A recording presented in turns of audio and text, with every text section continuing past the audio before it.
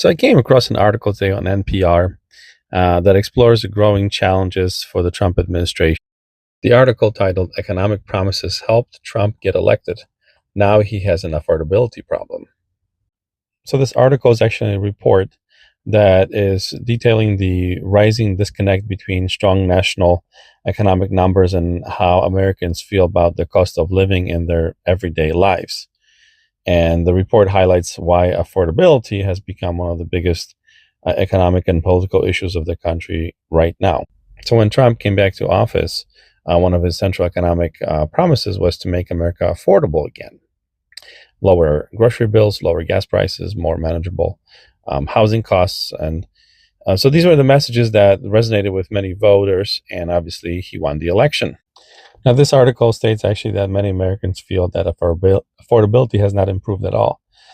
Even though inflation has slowed down a bit, the reality for many households is that prices remain significantly higher than they were several years ago.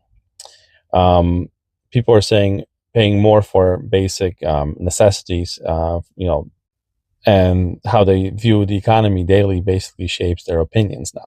One of the things that the administration keeps highlighting that is mentioned in the article is that we have low unemployment, we have record stock market, and we have a steady consumer spending.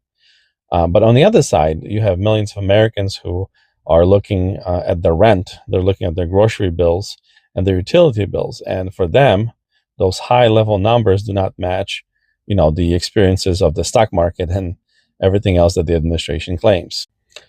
Now, it's not only the Democratic side. Some Republicans, or many Republicans, even those who are supportive of Trump, they say that current messaging comes kind of a tone deaf style, right?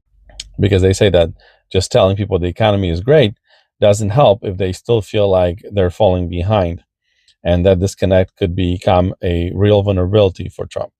Because at the end of the day, the perception is higher than reality, right? It matters more.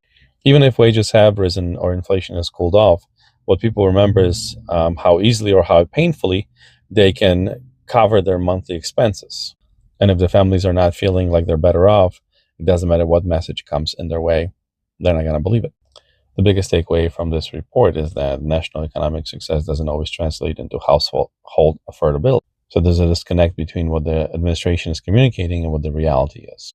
Affordability remains a central concern for the public, and that might become the defining political challenges in the next coming months and years. Anyway, guys, have a wonderful Friday.